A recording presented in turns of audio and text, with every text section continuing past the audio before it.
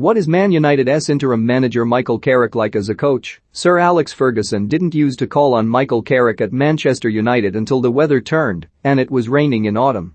Michael was always a slow starter when he first arrived, recalled Ferguson. The rain started in September and October and he came into his own. Well, the dark clouds have certainly been gathering over Old Trafford and Carrick is the unlikely figure United have turned to following the sacking of Ole Gunnar Solskjaer. If the club stick to their plan, Carrick is the caretaker who will be replaced by an interim manager who will be replaced by a permanent boss by the start of next season. Keep up. It doesn't sound like the most auspicious of starts, but the Solskjaer story tells us that just about anything is possible if results go your way. From Vicarage Road to Villarreal, it has been quite a 48 hours for the former England midfielder who touched down here in Spain on Monday night, having been thrust into the spotlight following Solskjaer's last stand against Watford. Carrick's first game in charge will be an important Champions League tie against Villarreal at the Estadio de la Ceramica on Tuesday evening that could have a major impact on United's hopes of qualifying from Group F. He made a point of paying tribute to Solskjaer at the start of his first press conference, describing the emotional scenes around Carrington on Sunday when Executive Vice Chairman Ed Woodward relieved the manager of his duties before asking Carrick to step in. It's a responsibility he was ready to accept. "This club has been my life for an awful long time now," said Carrick. "It's the sacrifice and dedication that you've got to give, and I'm prepared to do that for however long it takes. Whether it's one game or 2 games, whether it's a little stretch longer than that, right now I'm not too sure. I'll do my best, and whatever results we get, hopefully we get good ones, and we should get good ones, I truly believe that, we'll wait and see what happens after that. It's a limited time, yes of course it is, but it's a challenge that I'm relishing at the moment. Sitting here it's a huge responsibility, I can't wait for the game to come around." Like Solskjaer, Carrick is a former United player who had a key role in a Champions League triumph, even though his penalty in the shootout win over Chelsea in Moscow in 2008 doesn't compare with the Norwegian's famous goal in 1999. It was one of 8 major honors he won as a player at United, after inheriting the number 16 shirt from Roy Keane, who first bared his teeth as a TV pundit by criticizing Carrick's lack of emotion in a post-match interview following a defeat by Olympiacos 7 years ago.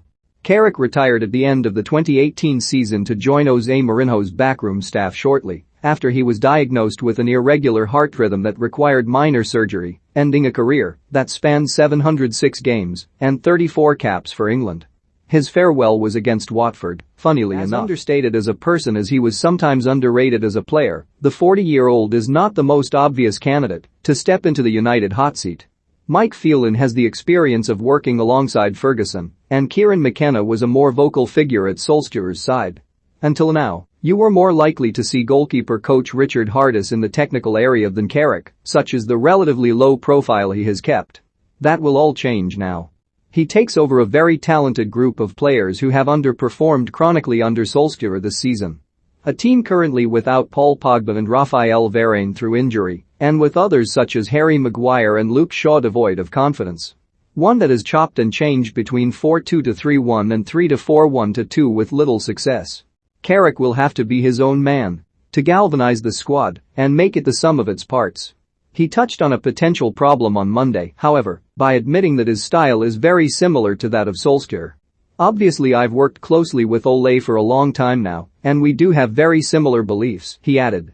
"We did as players, and we certainly do as coaches and managers, so, yes of course, I've got my own personality to Ole, but it's very similar. So we'll have to wait and see. I'm not giving too much away of what my plans are, but I'm very clear in my own mind what we want to do and how we want to play." It's known that some players and members of staff felt that Solskjaer wasn't the only one who should have paid the price for failure. After all, he had built up a large backroom team. Carrick is said to be largely free of blame, but he wasn't looking to dodge it on Monday. "I think it's important that everyone looks at themselves, at what you can do better," added Carrick, who once recalled taking such pride in his work cleaning the boots as a trainee at West Ham that he was head-hunted by the first-team players. "It's easy to look elsewhere. As a player I was exactly the same. Look at yourself first of all and see if you can improve." He then headed off to catch United's flight to Spain, leaving behind clear blue skies above Manchester. Not a drop of rain in sight, but it's time for Carrick to come into his own again.